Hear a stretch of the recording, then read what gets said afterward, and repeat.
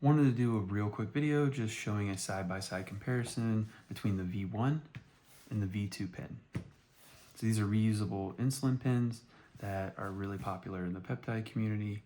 It just makes things very easy. We'll go over the V1 pen first. And I don't know if you can tell on the camera, but the V1 pen is a little bit more narrow, and you can see it's just a little bit longer. The V1 pen is capable of going up to 80 units at one time.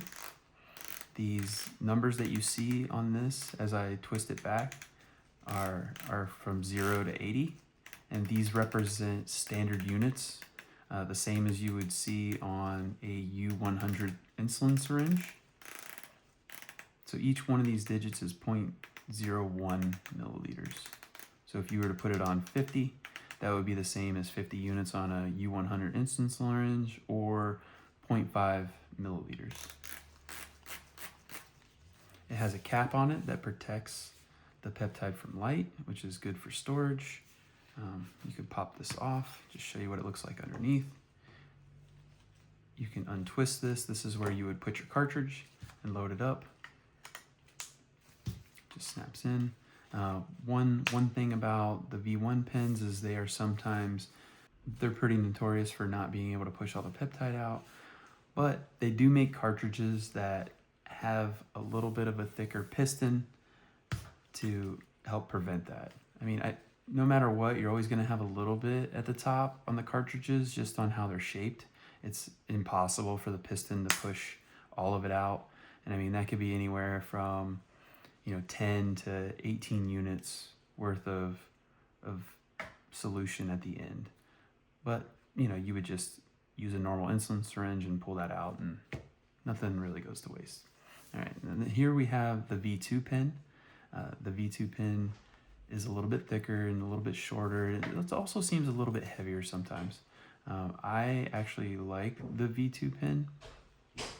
The units go from 0 to 60. Some of them are 61. I am not 100% sure what that's about. I think it has something to do with avoiding having to prime it. You just go straight to the 61, then it lets you click, and then you get all the air out of the pen needle and then do your 60 units. But same measurement. Each one of these numbers is the equivalent of 1 unit on a U100 insulin syringe.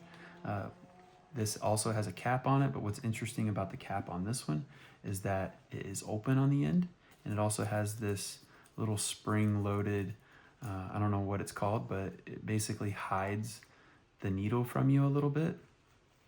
So if you were to use this, you could take this off. You could apply your pen needle, take the cap off the pen needle, and then put it through this. And then you would have just a little bit of the needle sticking out. I mean, depending on the length, I guess. And then you could just, this would help with maybe anxiety or fears of needles, things like that. I actually found when I first started that it kind of made it worse for me. But I do actually like to use this whenever I'm doing a hard to reach injection site. Like if I'm going in the glute, I will typically leave this on because it just gives me a little bit of comfort that when I push this up against my skin, it's wider, it's got more of a base to it. It makes me feel comfortable that I'm not going to push too hard. I don't want to push so hard that I'm getting down to muscle for some of my injections. Whereas if you had the cap off, had this on, it's just the end of the needle. Maybe it's just a mental thing, but I tend to like it for that.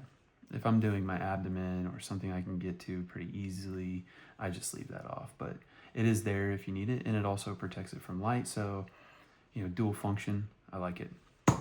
There you go. Let me know if you guys have any questions on these.